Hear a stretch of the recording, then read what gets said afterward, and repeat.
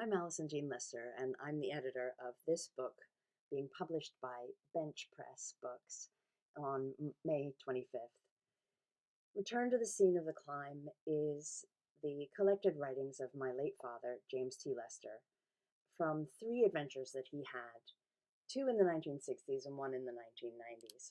He was on the first American expedition to Mount Everest in 1963, and he then led a tour of the United States for five of the principal Sherpa climbers from that experience, and as well as the Nepalese liaison officer for that expedition. 35 years later, he went back to Nepal to see what had happened in the lives of the Sherpa climbers he had climbed with and traveled with.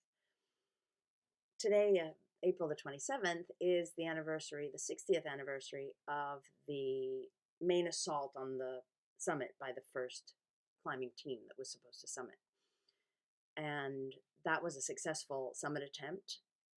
Two members of the team made it to the top, Jim Whitaker and his bosom buddy, Nawang Gombu. But let's take a look. What I'd like to do with this little reading is talk about some of what it took to get to the climb itself. These days, you can fly into Lukla Airport and get much closer before you have to begin walking to base camp. But back then, they left from just a little bit outside Kathmandu, so it was a much longer walk of about 3 weeks. So let's hear about what that was like for my dad, who at the time was 35 years old and not a climber. I will never forget the hour of taking the first steps. The porters were being assigned their loads in a very orderly fashion, and we were milling among these men and women with whom we were now going to spend several weeks in close quarters. We tried to get the feeling of what kind of people they were and wondered what they thought of us and our project. Finally, at about 11 in the morning, along with the first porters who had fitted their boxes comfortably on their backs, hanging most of the weight from a tump line which ran over the top of their head and under the bottom of the box, we casually strolled away from the scene on the trail to Panchkal, the first night's stop.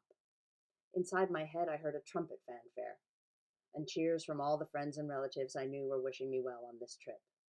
I felt the first steps ought to be a little dance to celebrate what was happening here, but they were only plodding ones, merely the first of many, many, many. But the approach march was not boring, far from it. Once the first blisters had hardened over and you found your pace and the weight of the pack you wanted to carry, you were free then to take in the people and places around you. No 2 days of countryside were quite the same. Some hours we were pushing and panting to reach the ridge of a steep hillside, and on these trails there had been no attempt to make the journey easy, but only to make it reach the village at the other end in as short a time as possible, which often meant going straight up extremely steep inclines. Other hours we were descending the equally steep far side of the hill, or moving along the bank of a stream and then starting up the next hill. No two villages looked exactly alike. The style of building houses changed as we moved along, and there were distinct differences between the faces seen along the trail. Everything was new and held interest for us. This is one of the great pleasures of such an expedition. People get in the habit of going about their daily business, hardly noticing anything around them, taking it all for granted because they see it every day, if one can call that seeing. It's only when you take yourself out of your everyday surroundings, or at least out of your everyday way of looking at things, that you can really see much detail or really notice how interesting things can be.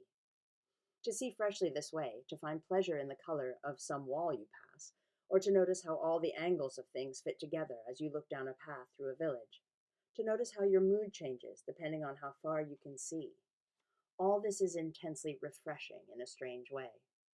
Some people call it seeing again as a child sees, as if for the first time, and I was very interested to notice that on the approach march, many of us, myself included, had dreams of our own childhoods, of seeing people and places that we hadn't seen or thought of since we were perhaps 12 or 13, especially of old forgotten girlfriends. Also, most of us began having many more dreams in color than we were used to having at home. Just as our surroundings seemed more vivid to us, so did our dreams. Even though we were very often very tired, often hot, and almost always sweaty and dirty, even though there were too many people on these narrow trails, and if you got caught in among them, you could get bumped around uncomfortably, and your feet or your knees or your shoulders often hurt from the strain being put on them. In spite of all this, it was still refreshing. Thanks for listening. Go to Bench Press Books to pre-order now.